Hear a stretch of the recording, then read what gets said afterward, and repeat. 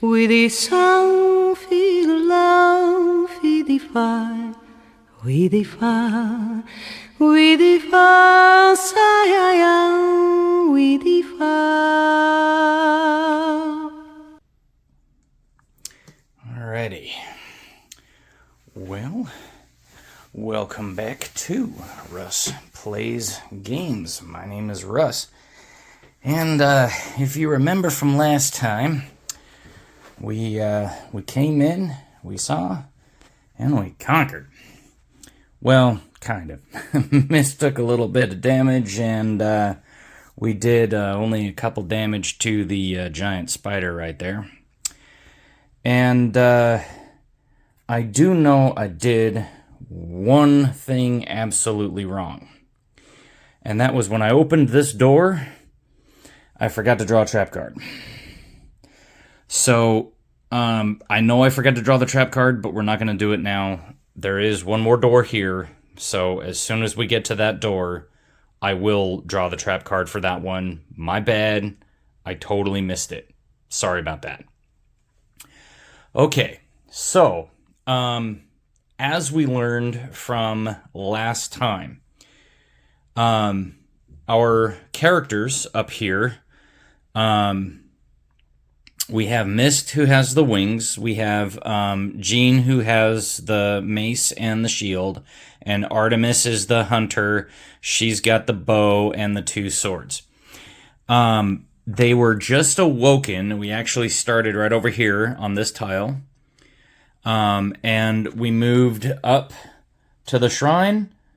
We resurrected ourselves with soul points. And then we moved down here, and Mist opened up and discovered this giant spider. And that's this giant spider right here. He has a flaming weapon, so when he uses his primary weapon, which is the bite over here, it inflicts fire 1. And if he happens to roll a gremlin on 2 red dice, so if he happens to roll, well, I guess he can't, well, yeah, I can.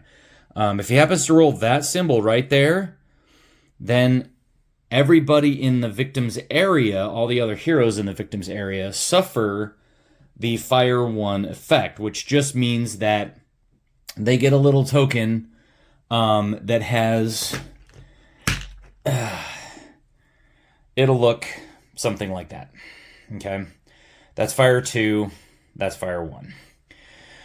And so, hopefully we won't need those, but the way that this game has been going, you never know. All right, so now at the end of last turn,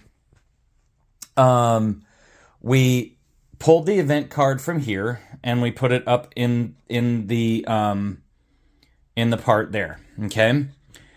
And so now we've come back to the time phase, okay?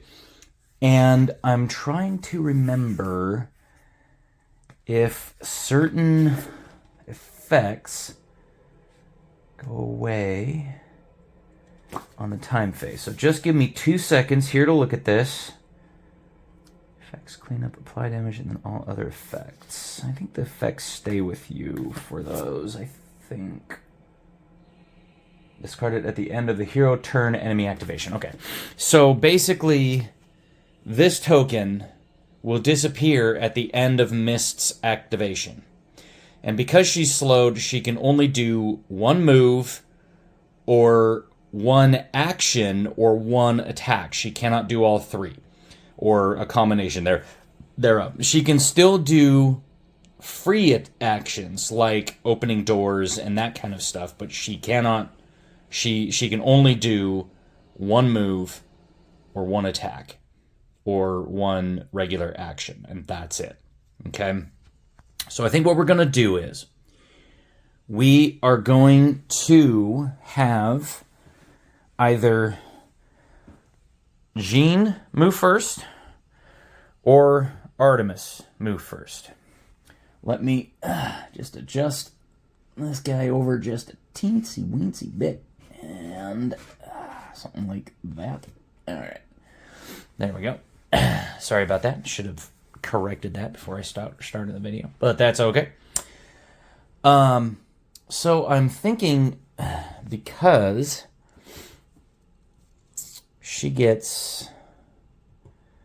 I'm wondering if I want to either do this or if I want to do her. She gets the most to re-roll, or she gets the most to roll. But she gets... I think I'll do Jeanne. So I think what I'll do is... okay. We're going to have Jeanne move and attack. So, Jeanne is going to move one area, because that's this one, and 2 areas, and is going to attack the giant spider. Okay? And she gets 1 red, 3 blue. Okay? 1 red and 3 blue.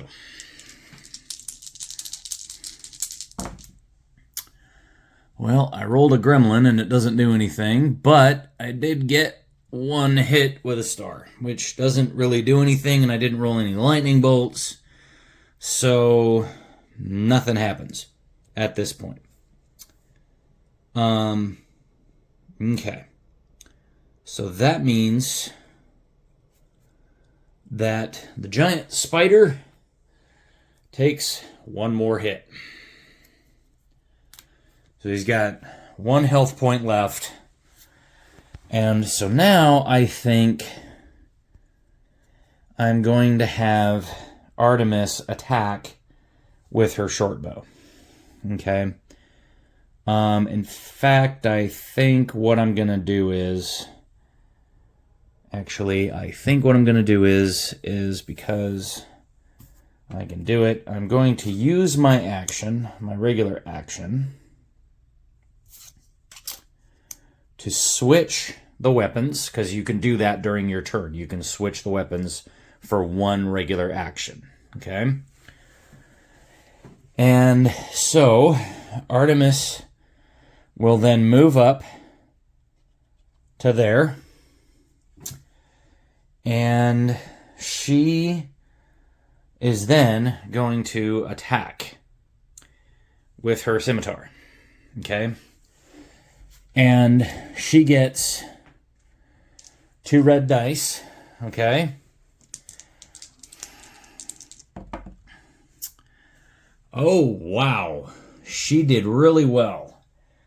Well, she doesn't need to re-roll any hit dice, because she got 2 hits, thus killing the giant spider. So we will take these off, toss those away. The giant spider goes bye-bye. Over there, we gain 1 soul point, because that's... I think I kind of explained that. Basically, on the enemy card, if you see this little soul gem down here in the corner, that soul gem means that it's... you get 1 soul gem for defeating it, or however many soul gems are in the corner here.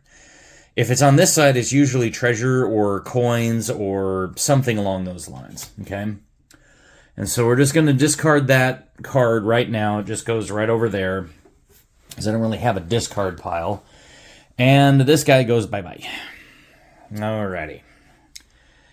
And that means that I'm pretty much done with those.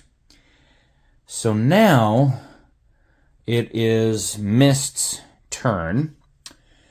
And so she is going to move her 4. 1, 2, 3, because that's all she can do because of her slowed. Because, oh, and I forgot to discard the enemy power. And so, because there's no enemy turn, this slow goes away. And basically how that works now, I should have moved the bookmarks around because all of our people are done. Because that's all they do. Oh, and I forgot at the end, at the beginning of her phase, that time phase, that refreshed. She still has her 2 hit health points down. Okay. And so, that is the end of the hero phase. Okay? There's no more enemies out there, but we are at waypoint X, because she moved into waypoint X. So, we open up the Book of Secrets, and we read the waypoint X. Suddenly, something chittering and horrible leaps from the ceiling. 2 insectoid monstrosities surge forward, spattering the floor with poisonous spittle in their furious need to attack. Before the hero can act, one of the chitinous horrors hurls itself at her, wrapping its spiny legs around her torso like a vice. Place one venom minion in waypoint X and the other venom over the active hero's sheet. See chest hugger on the venom scroll. Remove waypoint X from the quest. So waypoint X comes off. It goes right there. And we take one of our venom minions. Okay, that's the venom minion. This is actually one of the Kickstarter exclusive minions. You can actually buy these, by the way, if you buy the regular set at certain retailers. You can buy the minions pack, and it will give you these tokens, and it will also give you the nest that will come into play later on. And then we place the other venom minion right there. Now, the thing about minions is they don't actually have they're not an enemy, okay? They're just a minion. So they have no other minion, like they're just minions, okay? And so basically, because this is the end of Mist's turn, okay, this chest hugger goes, okay? So it says, at the end of each enemy turn, each venom moves up to 3 areas towards the closest hero. If, before or after this movement, a venom is in the same area with a hero, discontinue movement and place that venom on the hero sheet. In case of multiple heroes, venom chooses a hero without venoms attached first, then uses a standard victim selection criteria. Says, once on a hero sheet, a venom can no longer be targeted as an enemy. A hero may spend a combat action to defeat all venoms on the hero sheet of another hero in the same area. And I don't believe... let me see here. Infection. At the end of each event phase, heroes suffer poison act for each venom on their hero sheet. All venoms on hero sheets are then discarded. Cult threat. This minion only counts as an enemy for the purposes of being targeted, attacking, and defended. Each figure acts separately. So basically, what would then happen is, because minions actually act at the end of an enemy turn, and because Mist had the enemy and the enemy was defeated, at the end of her turn, the minions then get to act because they just appeared. Now, I'm not quite sure if... Yeah, because it says resolve minion activations, and that's after the hero's turn. So because there would have been a hero, because there would have been something here, then the minion activates. So basically, because the venom minion has no victim selection criteria, because you can notice here on the giant spider, it's got the minus symbol, which means either the enemy that's least damaged or the enemy that has the least amount of health points total. If nobody has been damaged, then it's the enemy with the least amount of health points. Otherwise, it's the enemy that's least damaged. And I'd have to look at that again, because I think... Yeah, most wounded, one with the fewest health points remaining, or the closest if behavior rule has multiple ranges. So basically, it's the one with the fewest health points remaining. So in this case, it would have been missed, unless it was blocked in like it would have been here, because we had Jeanne and Artemis. Okay, so because the venom does not have any victim selection, then it's just basically going to go for the first hero that it comes in contact with when it enters a new area, which would be, in this case, Artemis. Okay? So then it's going to jump on at the end of the enemy's activation turn. Okay? Then basically we resolve the infection, which is, let me see here. Where are my poison tokens? I can never remember where I put these darn things sometimes. You know how it goes. Sometimes you just can't get rid of a bomb. Alright.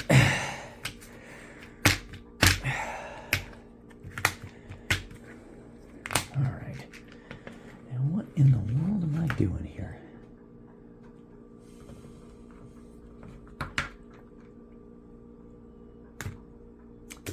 Well, I know I have the stupid poison tokens. Where the hell are they? What in the hell? Oh, now, come on. Okay. Because I just showed them the last time. I just showed them off.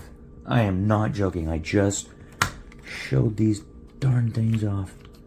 I'm dead flippin' serious.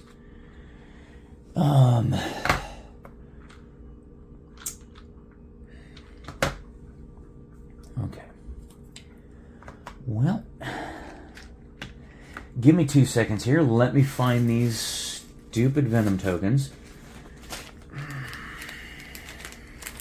Oh, they're in here.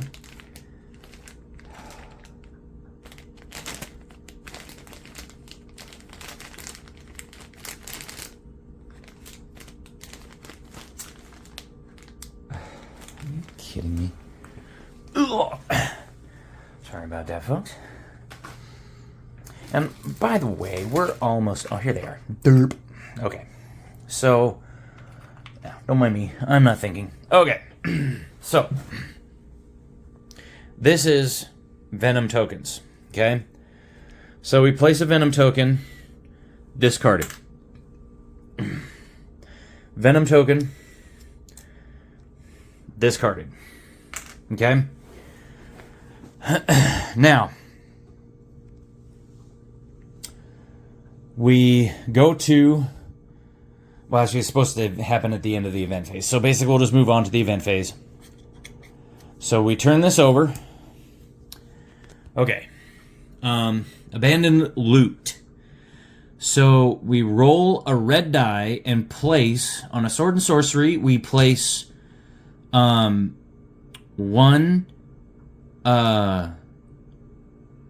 loot token in the active heroes area. On a hit, we place a loot bag. We place one loot bag. And on 2 lightning bolts, so I think that's if we roll that side, then we would place 2 loot bags in the active hero area. So, we take our 1 die, and we roll it. And we got a hit. So, we take...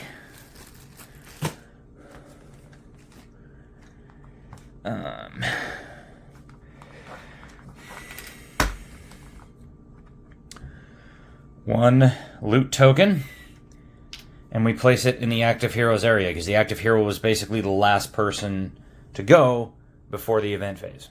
Okay? And that's that. So now we come back up to the time phase. Okay? And during the time phase now, we have a special thing. Okay? Which is our effects cleanup. Now, the way... Let me look at the poison again. Okay. So it inflicts 1 HP per rank, so they're at rank 1, and then they have to make a save. If they succeed on their save, then they will then they discard the poison token. If not, then it stays until the next turn. Okay? So Mist will take 1 damage, and then she will roll her save. So we take a blue die. Alright, let's move that guy out of the way. And we roll. We didn't make our save, so that stays. And then we deal 1 damage to Artemis. Now, her save, she still rolls a blue die, but her save is a hit. So if we roll any hit side of the die, which we did, all right. So she saved. So our poison token goes away. Okay. And we flip the bookmarks back around. And now we can have everybody move how they want to move. Now, because Mist has taken a little bit of damage, okay, I think what we're going to do to show how this works is I'm going to move this back 1, and I'm going to move Jeanne forward 1. Now, to open locked doors, you have to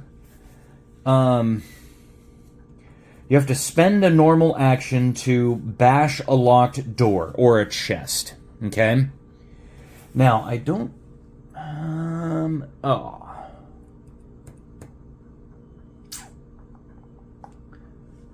don't think... I think the loot token is just... I think you can actually pick that up as a free action. But I think you have to... I might have to look at that. Because it's not a search area, so we're not doing a search. I believe it's actually just, as a free action, I can pick up the loot token with Jeanne, or with Mist, or with Artemis, whoever wants to pick it up. So, Jeanne is going to use her 1 normal action to bash this door open. Okay?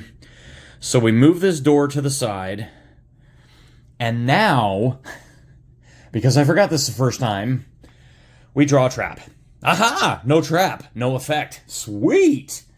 All right. Awesome. Okay, so that worked. Okay, and so I think Jeanne will reward herself by picking up the loot token, and oh, she draws a trap. Oh, a second trap card. This is gonna suck. Teleport. Unless save, each hero with one area is moved to a spawn gate determined using blue. So what that means is we only have 1 spawn gate, which means basically everybody just appears in this area unless they don't save. Which, honestly, at this point, I don't know if I want to save with Artemis. Because, honestly, there's only 1 spawn gate. And that's this one right here. Okay? And, I mean, all that does is that just moves her 1 space without a save. So, who's going to care, right? At that point. Now, if there was like a spawn gate way back over here, I might not want to do that because that might actually harm me. Or if it said move to the actual soul altar over here, then I might have been like, no, because then it would be another at least turn and a half to get back to this area with each of these characters. So that's all we're doing. Okay, so then Jeanne will move 1 more space into waypoint 3, and it says, As she walks by some rubble, the hero feels a shiver in her soul. Once per round, each hero moving over this waypoint must roll 3 red dice. So, we take our 3 red dice and we roll them. And I got a bunch of hit symbols, and that's it. Okay. So, just so you know, that's all I rolled. And I didn't roll that symbol, so it says, and yet all that she sees are the remains of a desecrated altar. So she started here, bashed the door, moved 1 forward, and now moves 2 to story event 2.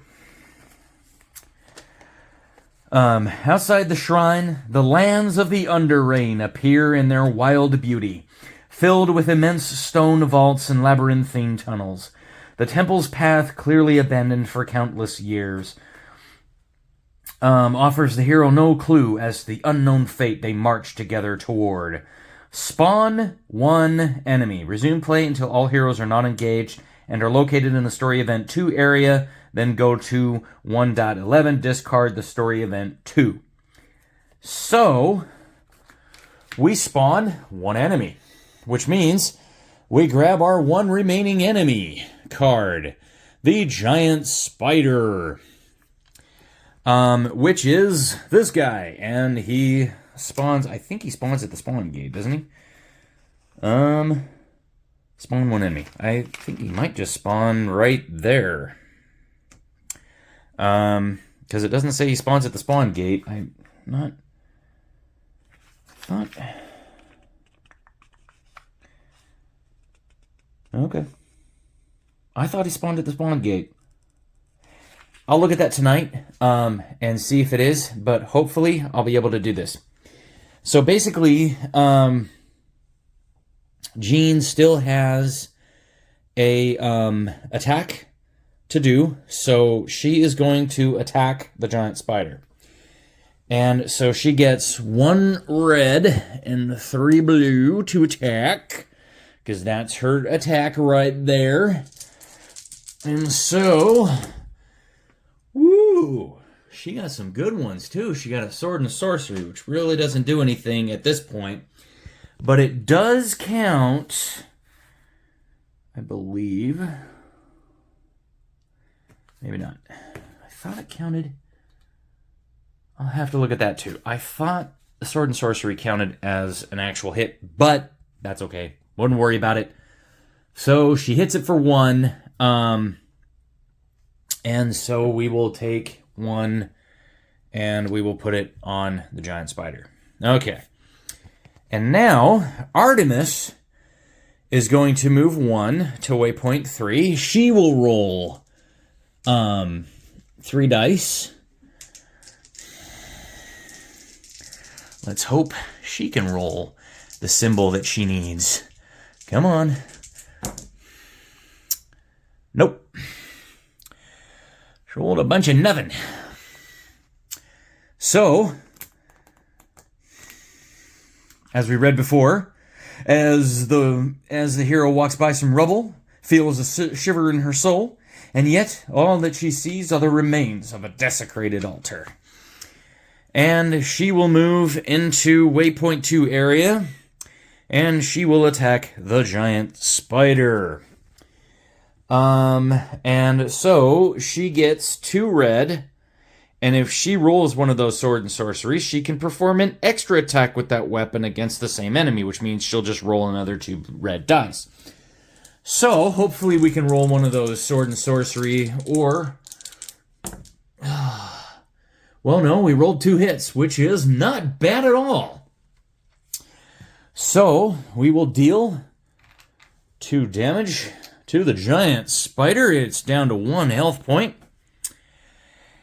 And I think what I'm going to do is, I'm going to move Mist up to there, because she's going to kind of stay at a little bit of a distance, and she will feel the shiver in her soul as she rolls 3 red dice. Come on, red dice. Come on, red dice. Dad, burn it. All right. Well, she will stay there for this turn, and she will attack from a distance using her wand of darts, because she can use it up to 3 areas away, and she's 1 area away from the giant spider. And so she will take her 2 blue dice and, of course, roll them. And she got, a lethal, I think. Yeah, she got a lethal hit, which is good, because, yeah, the one hit, and it was lethal, and she killed the giant spider.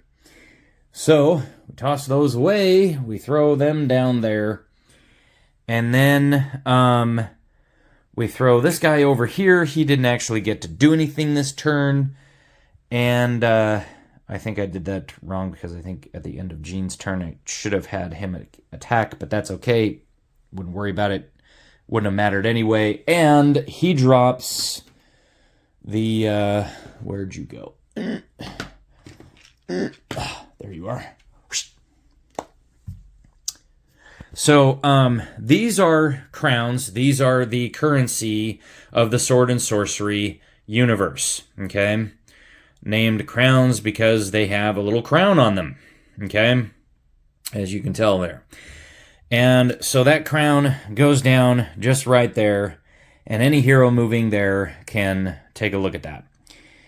And so I'm trying to decide if I want to wait 1 turn and then go, because we will have nobody